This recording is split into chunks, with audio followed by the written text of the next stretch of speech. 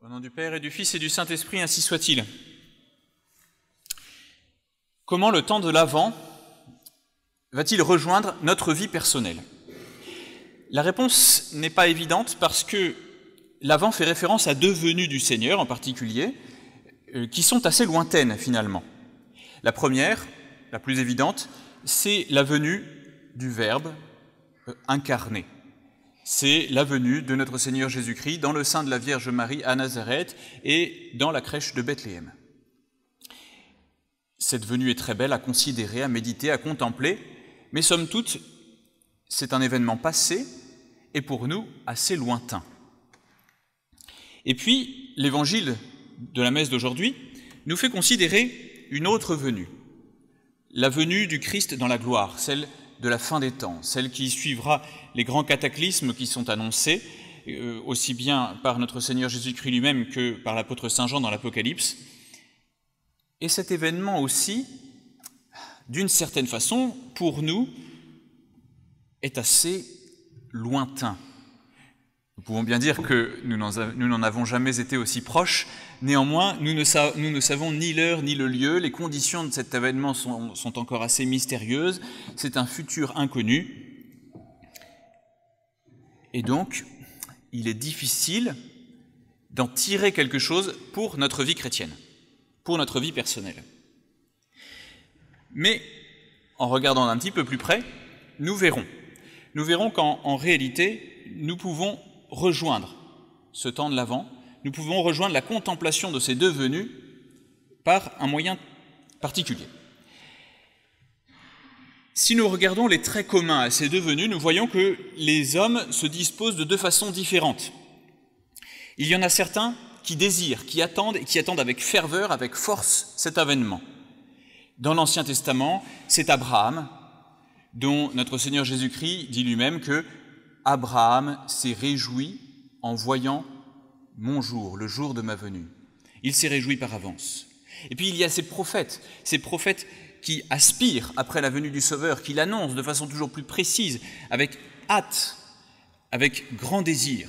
Il y a l'attente de la Vierge Marie, une attente intérieure, mais extrêmement profonde, attente qui va amener la Vierge Marie à consacrer sa virginité pour s'offrir d'une façon ou d'une autre afin de faciliter la vue du Seigneur. Il y a l'attente encore d'Anne et Siméon qui ont passé leur vie à attendre ce moment, le moment où ils vont porter l'enfant Jésus dans leurs bras. Tout cela attend avec beaucoup de ferveur, mais en même temps, il y a une autre catégorie. Il y a ceux qui n'attendent pas, ou qui attendent très peu. Il y a ceux même qui vont combattre cette venue, et c'est le cas d'Hérode. Hérode, dès qu'il va apprendre par les mages qu'un Messie vient de naître, il va chercher à se renseigner pour le faire mourir, parce qu'il y voit un rival. Et pour la fin des temps, il y aura aussi ces deux catégories. Il y aura ceux qui désirent avec hâte la venue du Christ en gloire, et nous voyons combien il est difficile de le désirer avec hâte, avec ferveur, de relever la tête, car notre rédemption est proche, nous a dit l'Évangile. Il est difficile parce que nous savons que cela sera précédé par des épreuves terribles. Donc, d'un côté, ceux qui attendent avec ferveur, de l'autre, ceux qui ne veulent pas de la venue du Sauveur. À l'époque de notre Seigneur, ceux qui ne veulent pas de la venue du Sauveur, c'est ceux qui voient en lui un rival. Et à la fin des temps, eh bien, ce sont tous ceux qui vivent selon les trois concupiscences. Selon la concupiscence de la chair, la concupiscence des yeux, la concupiscence de l'esprit.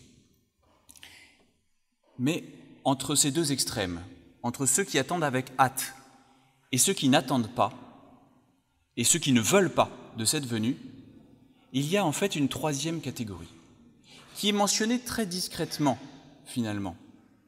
Et nous allons comprendre pourquoi. Cette troisième catégorie, au moment de la venue de notre Seigneur, c'est la catégorie de ceux qui attendent mollement le Sauveur. Ce sont les scribes, les pharisiens, qui sont consultés par Hérode, qui savent que le Messie doit venir, qui ont scruté les Écritures, qui savent qu'il doit venir à Bethléem, mais qui ne se déplacent pas. Oh, ils n'ont rien contre, ils ne vont pas chercher à le faire mourir, mais ils ne font rien. Et à l'approche de la fin des temps, on a plus de mal à voir dans les prophéties ceux qui vont s'inscrire dans cette catégorie-là, ceux qui attendent mollement, mais en réalité, au début de l'Apocalypse, dans les lettres que Saint Jean envoie aux 7 églises d'Asie, il y en a qui rentrent dans cette catégorie-là. Ce sont ceux dont notre Seigneur Jésus-Christ dit « Je connais tes œuvres, tu es réputé vivant, mais tu es morte. » Et c'est aussi ceux dont notre Seigneur Jésus-Christ dit « Je connais tes œuvres, tu n'es ni chaud ni froid. Plût à Dieu que tu fus chaud ou froid, mais parce que tu n'es ni chaud ni froid, que tu es tiède, je te vomirai de ma bouche. » Cette catégorie, donc, c'est celle des tièdes. Et, en somme, c'est là que ça nous rejoint, tous parmi nous, d'une façon ou d'une autre, à des degrés divers, nous appartenons à cette catégorie des tièdes. Tous, nous manquons un petit peu de cette ferveur. Nous manquons de cette ferveur en raison des épreuves qui sont annoncées à l'approche de la fin des temps. Et dans l'incarnation de notre Seigneur Jésus-Christ, eh bien, ceux qui étaient tièdes au moment de la naissance, ils vont se révéler les ennemis de notre Seigneur Jésus-Christ à l'approche de la Passion. Alors, nous sommes tous un petit peu dans cet état de tiédeur, et l'épître de saint Paul aujourd'hui s'adresse à nous. Réveillons-nous. Réveillons-nous, car il faut sortir de notre sommeil. Il faut sortir de notre sommeil parce que le jour approche, le jour vient, il est l'heure, il faut se réveiller. Il faut sortir de cette tiédeur qui nous engourdit. Comment va-t-elle se caractériser, cette tiédeur dans laquelle nous vivons tous ? Elle arrive en général très progressivement. Il s'agit d'un certain relâchement. Relâchement, non pas vers le mal, mais seulement un relâchement du désir de la sainteté, du désir de la perfection. On va s'arrêter à mi-chemin, on va s'arrêter dans un certain confort, on va se décourager de la persévérance que nous demande l'effort de recherche de la sainteté. On va se décourager devant la persévérance qui nous est demandée dans l'épreuve. Et alors, on se contentera d'une situation morale où nous évitons de tomber dans le péché mortel, nous restons en état de grâce, et nous sommes déjà bien contents comme cela. Et nous ne cherchons pas à aller plus haut, nous ne cherchons pas à progresser. Le problème, c'est que nous ne pouvons pas rester de façon stable dans cet état-là. Si nous commençons à faire cette petite concession de ne plus chercher à tendre vers la perfection et vers la sainteté, alors, petit à petit, nous ferons des concessions au péché véniel. Péché véniel qui, de péché de faiblesse, deviendra plus délibéré. Et puis nous allons nous y attacher. Et tout en nous y attachant, eh bien, nous nous y habituerons. Et nous allons fausser notre conscience. Et c'est ça le très grand danger de la tiédeur. C'est une torpeur morale et spirituelle. Donc nous perdons conscience du mal. Petit à petit, nous allons nouer des attaches avec des créatures avec lesquelles nous ne voulons pas rompre. Ce seront telle ou telle addiction que nous ne voulons pas nous avouer. Ce sera tel ou tel objet dont nous savons confusément qu'il ne nous fait pas de bien, mais dont nous ne voulons pas nous séparer sous prétexte qu'il est très utile. Ce sera telle ou telle amitié mauvaise, amitié peut-être qui ne nous entraîne même pas à pécher, mais juste trop absorbante, et qui du coup va nous détourner de Dieu. Et tout cela dans un aveuglement progressif, qui va affaiblir aussi notre volonté. Et tout cela se passe dans les temps ordinaires, les temps où il n'y a pas trop d'épreuves.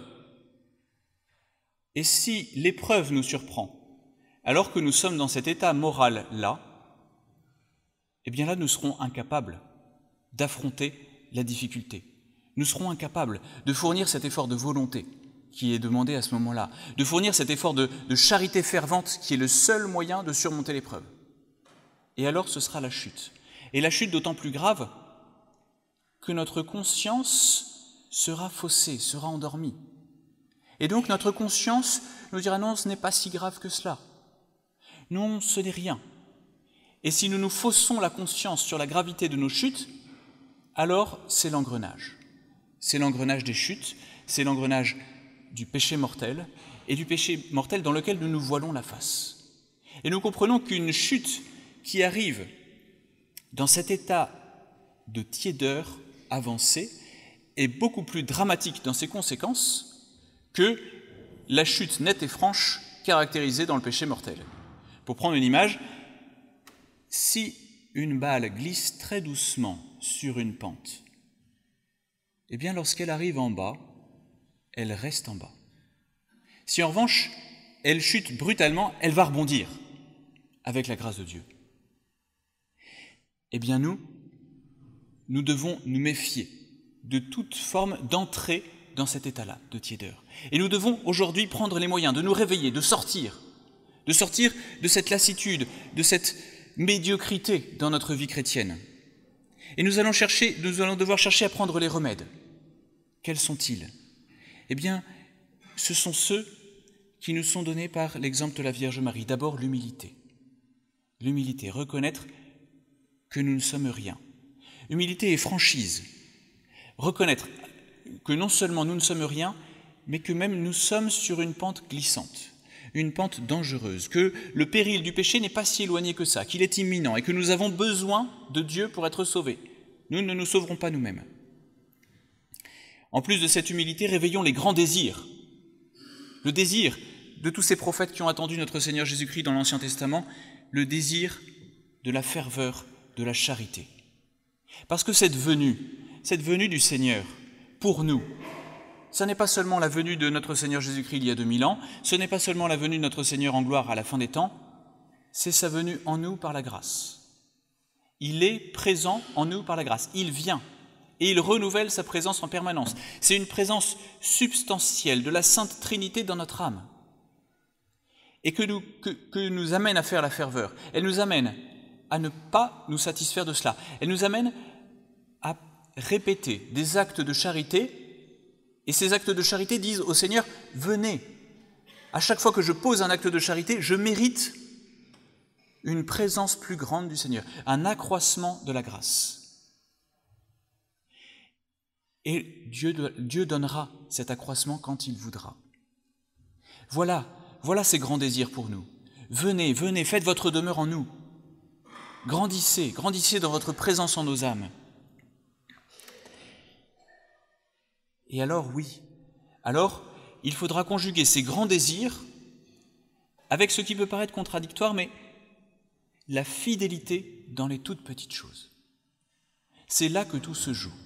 Si nous sommes infidèles dans les petites choses, nous glisserons dans la tiédeur et nous risquons la chute. Si au contraire, nous sommes fidèles dans toutes les petites choses, alors notre ferveur, notre charité sera vraie. Ce ne sera pas simplement des mots. Et alors oui, progressivement, eh bien la grâce fera son lit dans notre âme. Alors notre Seigneur Jésus-Christ grandira par sa présence en nous. Non seulement la Sainte Trinité, mais notre Seigneur Jésus-Christ. Et notre Seigneur Jésus-Christ par l'Eucharistie. Là aussi, c'est une venue à désirer. Pour nous, sur l'autel, c'est Noël chaque jour.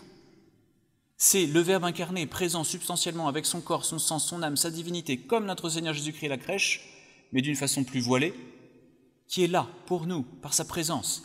C'est cette venue-là que nous devons désirer, par des communions ferventes, par des actions de grâce ferventes.